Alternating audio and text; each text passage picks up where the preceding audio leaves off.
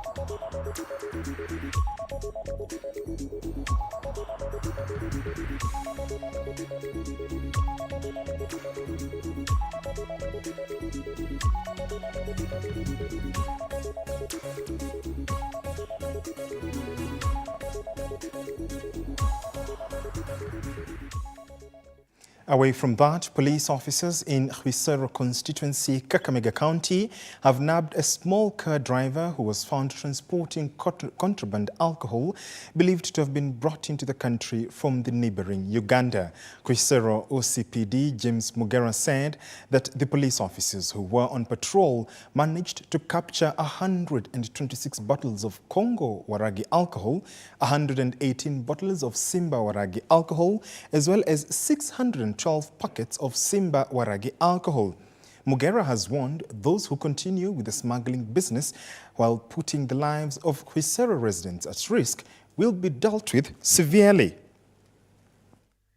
Police officers from Quisero police station led by the OCS, they were on normal patrol when they intercepted the one motor vehicle registration number KDN 938N Toyota Wish, black in color, along Quisero Mumias Road at Ibida area, whereby the driver looked suspicious,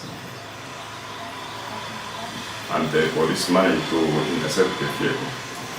And upon searching the motor vehicle, they found 239 bottles of contraband goods, to wit, Simba, Waragi, and the Congo, which are illicit or contraband beer, which is suspected to have been smuggled into the country from the neighboring countries. They also recovered 612 sachets of 100 milliliters Simba Waragi, which are also suspected to be smuggled from the same place. The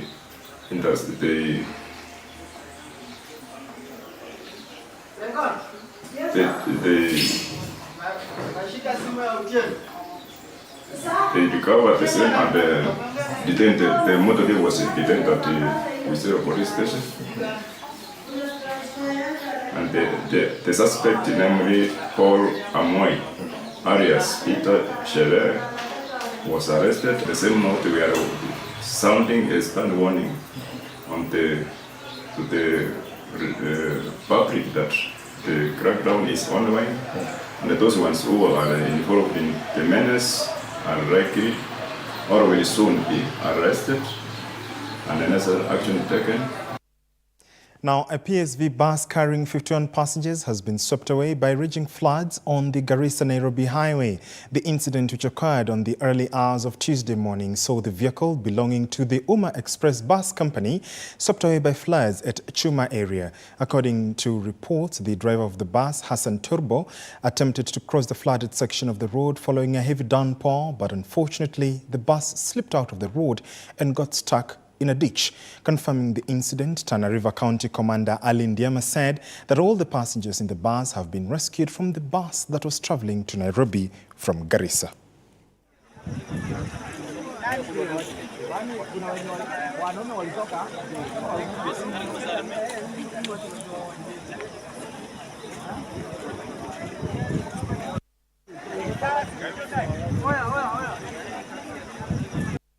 Now, Luka Yani, Member of Parliament, Innocent Mugambi, has called on fellow legislators to oppose the current budget statement proposing withholding taxes on farm products, including raw milk, at a rate of 5% of the value. Mugabe, speaking in Kongini, termed the move by the Kenya Kwanza administration as punitive and oppressive to small-scale farmers. Already, the Finance Act 2023 has enhanced Tax Procedures Act TPA by making it mandatory for all businesses transactions to be processed through the eTeams platform. Mtu akuwe na electronic tax invoice itaumiza wakulima wadogo, itaumiza wanabiashara wadogo. Sasa leo hivi sisi imefika mpaka kwa mlango yetu. Hauwezi peleka miwa kwa kampuni mpaka ukuwe na electronic tax invoice. Na hiyo ni mtego. Wakati utaingia kwa electronic tax invoice, serikali nayo inakuja na kuambia tupe 5% yetu. Sasa wewe umeng'ang'ana, umepata shilingi yako 100, serikali inakwambia hata shilingi 5 kwa hiyo 100. Wewe ndio unahitaji serikali kusaidie ama ndio unaenda kusaidia serikali? Serikali support ya serikali kwa wakulima haiko. Sasa hii ukienda kule cereal, watu wanapanga laini kutafuta mbolea, haiko. Kutafuta mbegu, haiko. Support kwa mkulima hakuna. You are not supporting the farmer. Alafu wewe unakuja tena unasema ile kidogo amepata afanye nini? Akupatie. Na hiyo ujumbe ifanye nini? Iwafikie. Ile mapendekezo yangu tuilete kwa bunge tena, tutoe hiyo clause 12A ya mambo electronic tax invoice. Watu waweze kuuza maziwa bila vikwazo, wauze mahindi bila vikwazo, wauze miwa bila vikwazo, wauze avocado bila nini? Vikwazo. Na serikali kuja isupport wakulima vilivyo. Ikisupport wakulima waanze kupata faida, tunaweza anza kuongea tuseme kweli sasa mmefika pahali tunaona mnapata pesa, mnapata faida. Sasa pia nyinyi kama Wakenya wengine wazalendo mfanye nini? Mulipe ushuru. Lakini kwa sasa hapana, bado.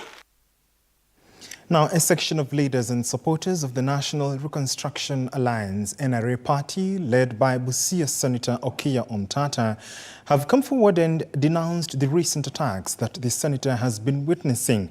While speaking at the Central Police Station after trying to file a report, the leaders asked President William Ruto to ensure the senator's safety is prioritized. Kuonya mtu yoyote ako na tendo mbaya kwa Omtata akome. Na sisi kama chama, sisi tunaangalia mambo ya sheria. Na Senator Omtata hako hapo kisheria. Wewe rais, uliwekwa hapo kuwa rais kwa sababu ya koti. Supreme Court ndio iliweka wewe kuwa rais. Na ni kwa sababu gani? Kwa saizi sasa unaanza kusema kila saa unataka koti. Kila saa unasema koti imefanya. Kama ingekuwa koti wewe ungekuwa rais. Na nataka kuambia rais, kuanzia leo na Inspector General, tunaacha security ya Senator Omtata kwa mikono yenu. Nataka Inspector General ukuje uambie wa Kenya, toka uambie Kenya ni nini ambayo kinafanyika kwa security ya Senator Omtata. Yes. Na mimi nimekupea siku 7. Usipotekeleza, mimi pema nitarudi kwa hii police station kukushtaki. Mimi choka kukushtaki, nitakuja kukushtaki. The National Council of Churches of Kenya, NCCK, on Tuesday called out the National Executive as well as the Parliament for what they termed as breaching of the Constitution. Speaking at Ufungamano House, the leadership of the NCCK called on relevant authorities to first undertake public participation in regards to the implementation of the recommendations of the NADCO report. The leadership claims that unilaterally implementing the recommendations without informing and getting feedback from Kenyans goes against the Constitution. The issue is that if you ask any Kenyan what is in the NADCO report, they don't know. When we met with the NADCO, the National Dialogue Committee, we told them that it is not fair for them to finish their report and take it to Parliament before they have validated it with the public. Our pleas were not heard. Now it has gone to Parliament, and all intent and purpose show like they want to finish the process without the people. So today we want to remind them that any constitutional amendment in the country must be people-driven, and there has to be consensus of the people as per Article 1, because that power to amend the Constitution is not delegated to Parliament. It can only be exercised by the people themselves. And that is the fear that we have, that the movement that they are having is similar to the one that was there during the BBI. And we raise the same issues that we are raising now. So we want to raise the same issues again, and to say that the path the NADCO report is taking is going to fall in the same pitfalls like the BBI report fell in. But we believe that there is something good that is in it that can be salvaged by doing the right thing in the right way. Now, Mining, Blue Economy and Maritime Affairs Cabinet Secretary Salim Mvurya is positive that Kenya hosting the second Blue Invest Conference will lead to bettering of the blue economy. Speaking in Nairobi, Mvurya says there are 29 businesses that will showcase to potential investors as they discuss conservation and sustainability of the blue economy. European Ambassador to Kenya, Henriette Giger, has also seconded Mvurya, saying it is important to ensure the preservation of blue economy, which involves both the Indian Ocean and inland water bodies, which will in turn help in job creation and environmental conservation. Betsy Njagi, the Principal Secretary for Blue Economy, has also added that prioritizing the blue economy will be a way of realizing the social economic advancement in Kenya. The Blue Invest Africa 2024 conference is scheduled for 3rd to 4th July and will be held in Kwale County, with the hybrid event being expected to be attended by various delegates across Africa. This unique opportunity that we have had here as a country to partner with the EU to host the second event in Africa is going to be an opportune moment for investors.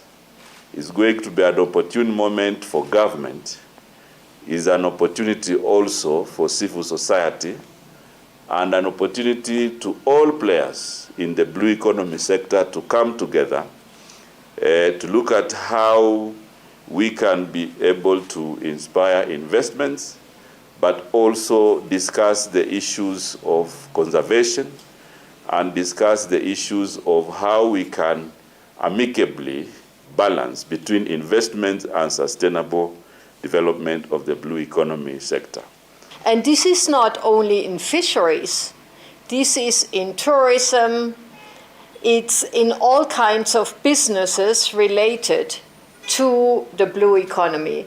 The idea of this conference that we are hosting is that it's not only for Kenya. Kenya is hosting it, but there are investors from all over Africa coming. Blue economy also has a potential and can create innovation and protection of also the natural resources. Kenya recognizes the potential contribution of the blue economy sectors to meaningful wealth creation, employment, reduction of poverty, inclusivity, and also realization of the socio-economic advancement of the country. Absolutely. We, of course, had an exclusive with the PS Betsy Njagi a few weeks ago regarding that and much more. You can always head back to our YouTube channel to catch the the conversation on that upcoming Blue Economy Conference. Members of Parliament drawn from Kenya Kwanza and Azimio closed ranks in Homa Bay County called for reconciliation and unity. The leaders, led by Homa Bay County Governor Gladys Wanga, further drummed up support for Azimio leader Raila Odinga's quest for the African Union Commission chairmanship. They spoke during the opening of the Ramba Market in Homa Bay, which was opened by County Woman Representative Joyce Atieno Bensouda. The market will serve the entire region of South Nyanza. PM is a well-structured party. Our party leader is Raila Amolo Odinga. Deputy party leaders Wycliffe Ambetsa Oparanya, Hassan Ali Joho, party chairman John Mbadi, and the structure continues, and the bishop of the party here in Homa Bay is none other than Gladys Atieno Nyasuna Wanga. There is no vacuum in the party. Since 1973, in the operation of this market, I want to say that they've been operating under no shade. That it is a market that serves 3 counties. When they call for a bridge, that is critical, that is fundamental, that is relevant. Kalonzo bado ako nyuma ya baba. Tukakuja 2022, bado Kalonzo ako nyuma ya baba. Na kule Kitui kule tunapigia baba kura mbloko. Kuna mtu mwingine anapata kura huko. Kwa hivyo sisi tutaendelea kusimama na baba. Huyu kijana hapa amechaguliwa na chama cha UDA. Na mimi nimesema lazima nifike Homa Bay niweke signature kwa maendeleo ya Mheshimiwa Bensouda hivi leo. And that's the Kenya we want to see. We want to take a short commercial break. When we come back, we still have more on the other side. Do stay with us.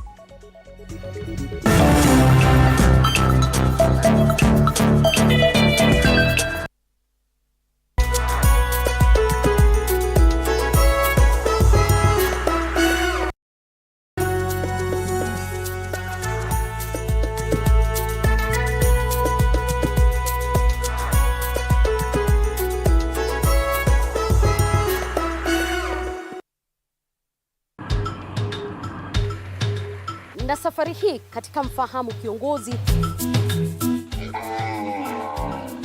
tutakuletea viongozi aina mbalimbali. Nikuwe na Nisani kama 10 na pia nikuwe menua minibus. Minibus niko niwa. Kushinda unaangalia simu ya mzee. Soma Biblia ama ingia kwa washroom ujisugue. Mpaka nimetoa hivi. I don't know whether any of my children would want to get into the political field. Sijajua bado. Kila Alhamisi saa 1:30 kuendelea.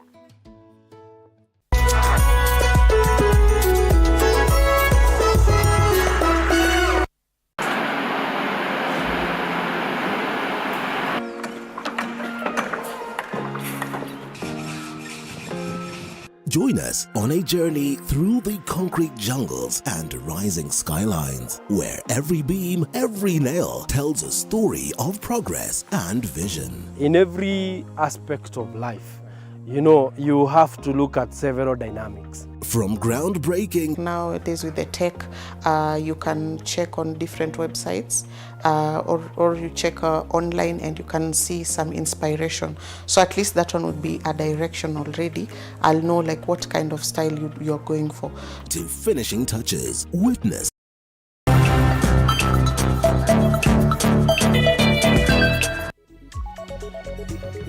Welcome back and thank you for staying with us. The Human Resources Management Professional Examination Board, HRMP, has issued a compelling directive to institutions of higher learning to prioritize investments in faculty training and technology infrastructure in order to support interactive learning platforms so as to modernize the landscape of human resources, that is HR education. Let's listen in.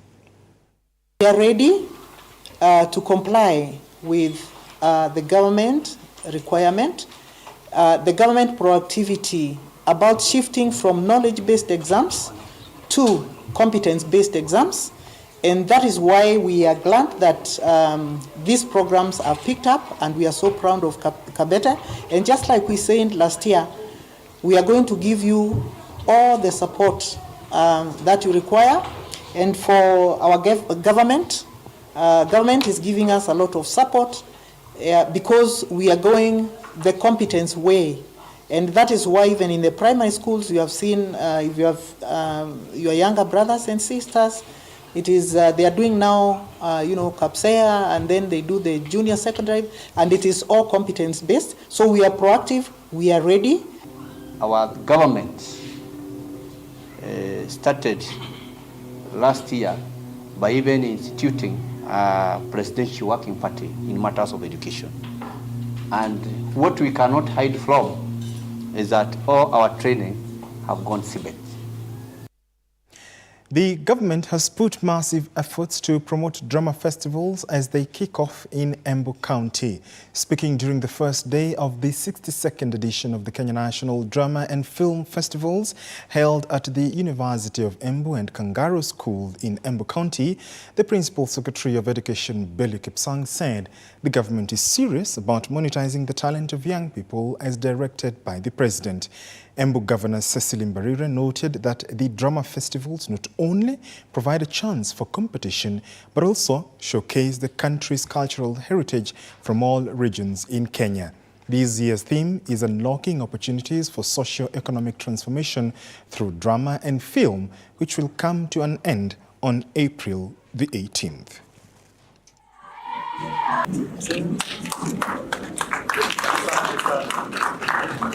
Drama serves as a mirror of society by using the medium of theatre to inform, educate, and reflect on the happenings in society, ultimately aiming to bring about positive changes in individuals and their environment.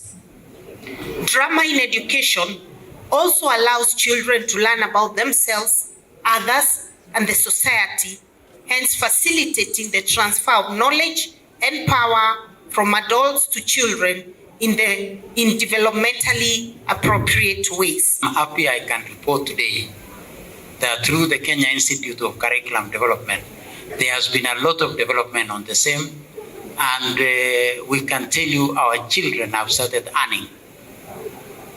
We have started earning some resource out of this particular process. Kian Ngongi from Young Boys was presenting comedy, stand-up comedy for the first time in national. Yeah, I'm feeling happy. I've done it well. I know I'm going forward.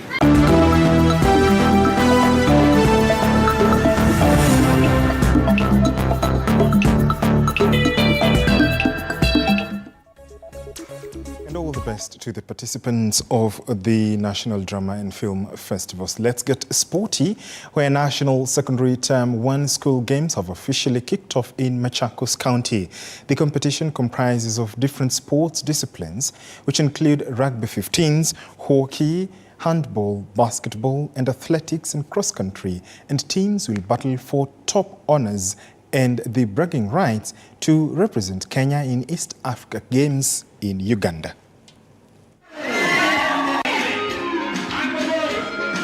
I say, as a county government, we know sporting facilities are not enough.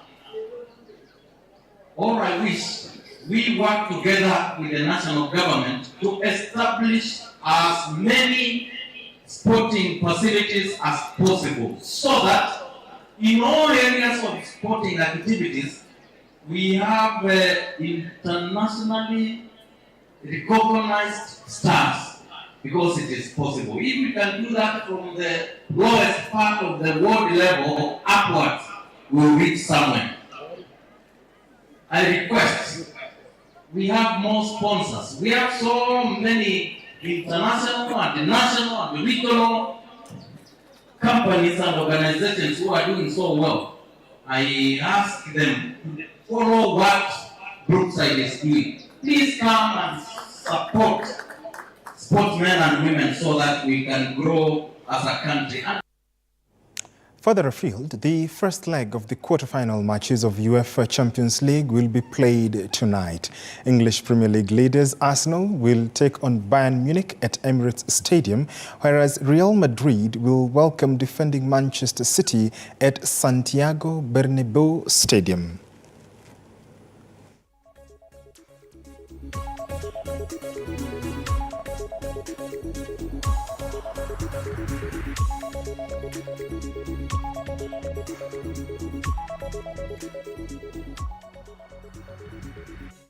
Now, the East African Campuses and Colleges Green Network, in partnership with other environmental stakeholders, have launched a sports initiative dubbed PEPA Cup, aimed at empowering young people in a bid to spearhead matters on environmental sustainability through the unifying power of football. The sports program was launched at the University of Nairobi, aims at bringing people together, breaking barriers and driving social change in different aspects that include environment, education, prosperity, peace and nurturing of talents.